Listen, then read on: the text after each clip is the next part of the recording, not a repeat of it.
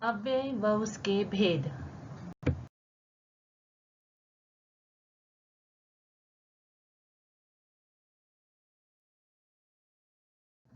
अव्यय को समझने के लिए सबसे पहले हमें दिए गए चित्र और उनके आगे लिखे वाक्यों को समझना होगा। लड़की बाहर खड़ी है, लड़का बाहर खड़ा है, हम बाहर खड़े हैं, लड़के बाहर खड़े हैं।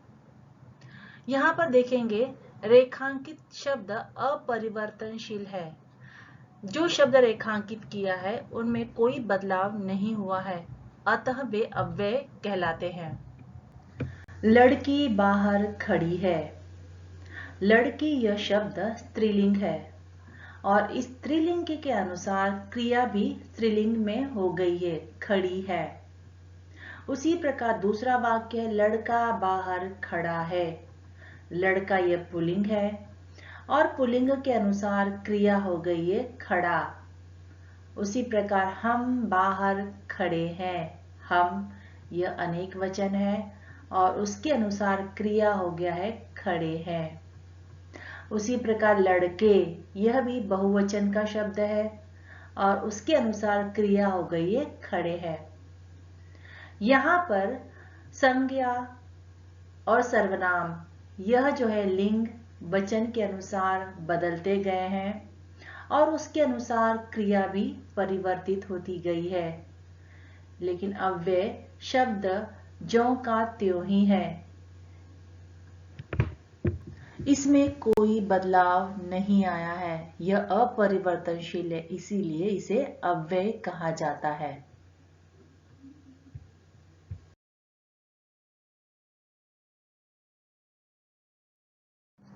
अव्यय की परिभाषा। संज्ञा, सर्वनाम, विशेषण तथा क्रिया में लिंग, वचन, पुरुष आदि के अनुसार कोई विकार या परिवर्तन नहीं होता है, उन शब्दों को अविकारी शब्द कहते हैं। अविकारी शब्दों को ही अव्यय भी कहा जाता है।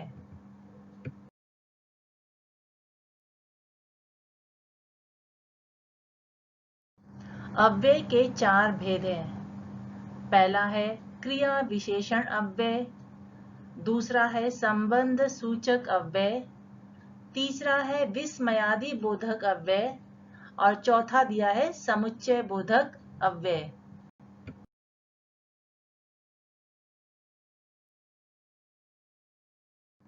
यहाँ पर 2 वाक्य दिए गए हैं।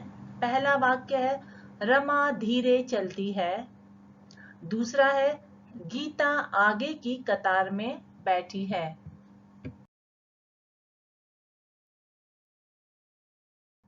राम बहुत भोजन खाता है, राहुल आज बाजार गया था।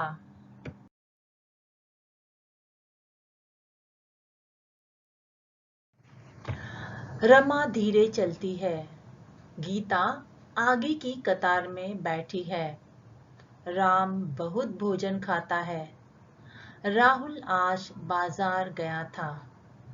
हम पहला वाक्य देखेंगे। रमा धीरे चलती है। रमा है संज्ञा, चलती है क्रिया है। अब क्रिया कैसे हो रही है? क्रिया धीरे से हो रही है, तो हम कहेंगे धीरे यह रीति सूचक क्रिया विशेषण अव्यय है। उसी प्रकार दूसरा वाक्य है गीता आगे की कतार में बैठी है। बैठी है यह क्रिया है। कहाँ बैठी है? आगे, तो यह आगे क्या हो जाएगा? स्थान सूचक क्रिया विशेषण अव्यय। तीसरा वाक्य देखेंगे। राम बहुत भोजन खाता है। खाता है यह क्रिया है। कितना खाता है? बहुत खाता है, तो बहुत हो जाएगा परिमाण सूचक क्रिया विशेषण अव्यय। राहुल आज बाजार गया था। गया था, बाजार कब गया था? आज गया था, तो आज हो जाएगा काल सूचक क्रिया विशेषण अव्यय।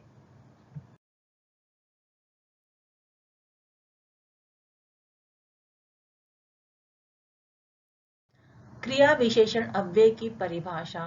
जो अव्यय क्रिया की विशेषता बताता है उसे क्रिया विशेषण अव्यय कहते हैं अभी हमने ऊपर 4 वाक्य देखे हैं जिसमें धीरे, आगे, बहुत, आज ये अव्यय क्रिया की विशेषता बताते हैं कि क्रिया कैसे हो रही है उसके बारे में जानकारी देते हैं।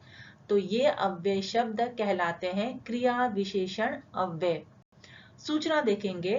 क्रिया विशेषण अव्यय स्थान, काल, रीति और परिमाण होते हैं।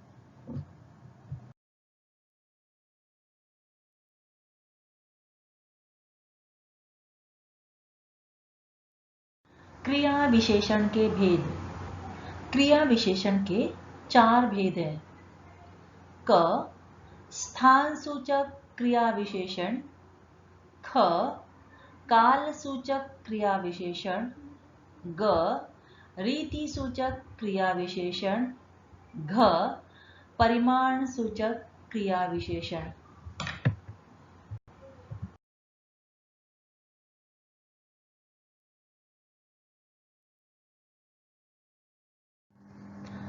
जिस अव्यय से क्रिया के स्थान का पता चलता है उसे स्थान सूचक क्रिया विशेषण अव्यय कहते हैं। अब यहाँ पर कुछ उदाहरण दिए गए हैं, जैसे यहाँ, वहाँ, आगे, पीछे, ऊपर, नीचे, भीतर, बाहर, पास, सामने। ये उदाहरण है स्थान सूचक क्रिया विशेषण अव्यय के। उसी प्रकार जिस अव्यय से क्रिया के काल का बोध होता है उसे हम काल सूचक क्रिया विशेषण अव्यय कहते हैं।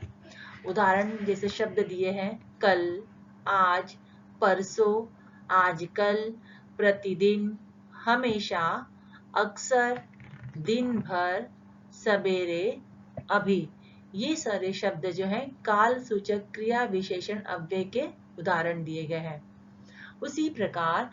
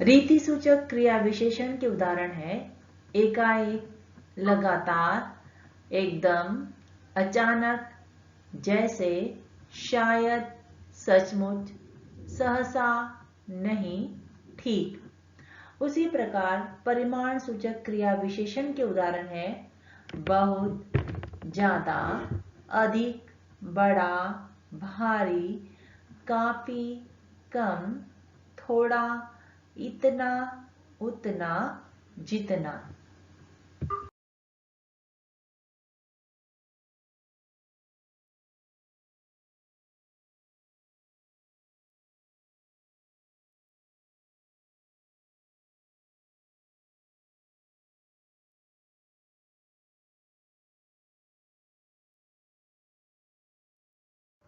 संबंध सूचक अव्यय को समझने के लिए हम दिए गए चित्र का निरीक्षण करेंगे और इन चित्रों में से कुछ वाक्यों को बनाएंगे। पहला वाक्य है कुएं के पीछे पेड़ है। लता कुएं के सामने दौड़ रही है। बच्चा पेड़ के नीचे बैठा है। लड़की मंदिर की ओर जा रही है। घर के पास मंदिर है। फूल पर तितली बैठी है। धन से रहित आदमी दुखी होता है। सड़क के किनारे आदमी बैठा है।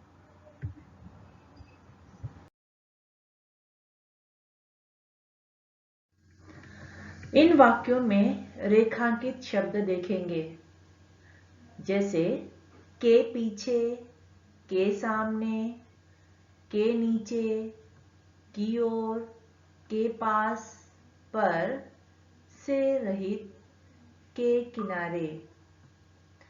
संबंध सूचक अव्यय बहुधा कारक विभक्ति के साथ आते हैं। पीछे, सामने, नीचे और पास, पर, रहित, किनारे, ये सभी शब्द संबंध सूचक अव्यय हैं और उनके आगे कारक विभक्ति जुड़ी हुई है। के, पर, से, यह शब्द है कारक विभक्ति के, अतः यह संबंध सूचक अव्यय के उदाहरण हैं।